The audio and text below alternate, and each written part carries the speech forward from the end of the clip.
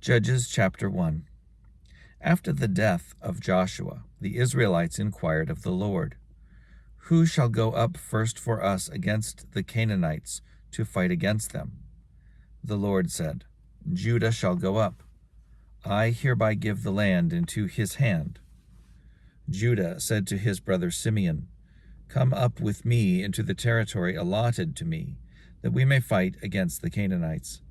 Then I too will go with you into the territory allotted to you."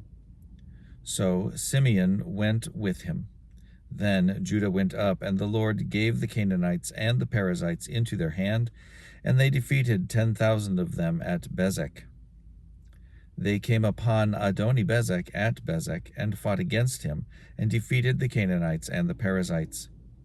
Adoni-Bezek fled, but they pursued him and caught him, and cut off his thumbs and big toes. Adoni-Bezek said, 70 kings with their thumbs and big toes cut off, used to pick up scraps under my table. As I have done, so God has paid me back. They brought him to Jerusalem, and he died there. Then the people of Judah fought against Jerusalem and took it. They put it to the sword and set the city on fire. Afterward, the people of Judah went down to fight against the Canaanites, who lived in the hill country, in the Negeb, and in the lowland. Judah went against the Canaanites, who lived in Hebron. The name of Hebron was formerly Kiriath Arba.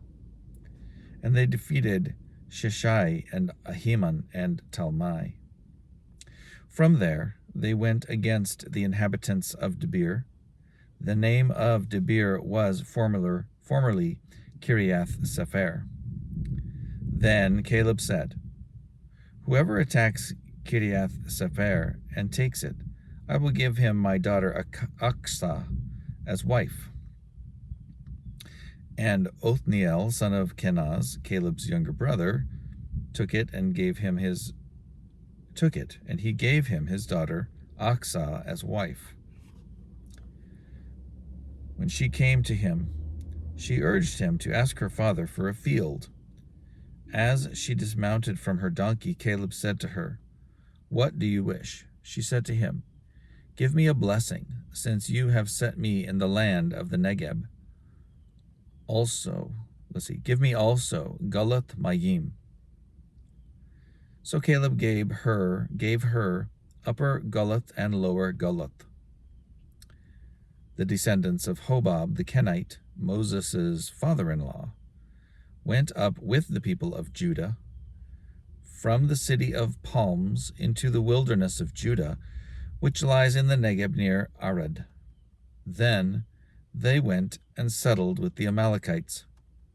Judah went with his brother Simeon, and they defeated the Canaanites, who inhabited Zephath, and devoted it to destruction. So the city was called Hormah. Judah took Gaza with its territory, Ashkelon with its territory, and Ekron with its territory. The Lord was with Judah, and he took possession of the hill country, but could not drive out the inhabitants of the plain, because they had chariots of iron. Hebron was given to Caleb, as Moses had said, and he drove out from it the 3 sons of Anak. But the Benjaminites did not drive out the Jebusites, who lived in Jerusalem. So the Jebusites have lived in Jerusalem among the Benjaminites to this day. The house of Joseph also went up against Bethel, and the Lord was with them. The house of Joseph sent out spies to Bethel. The name of the city was formerly Luz.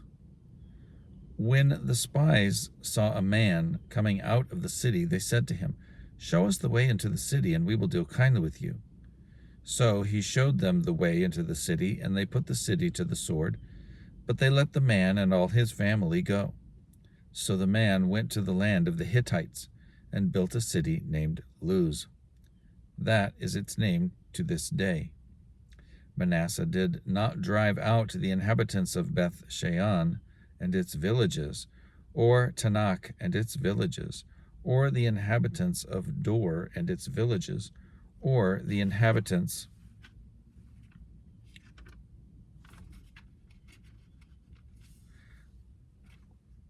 of Ibleam and its villages, or the inhabitants of Megiddo and its villages.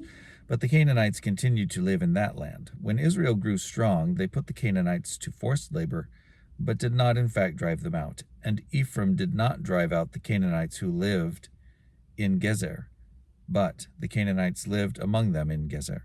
Zebulun did not drive out the inhabitants of Kitron or the inhabitants of Nahalol, but the Canaanites lived among them and became subject to forced labor.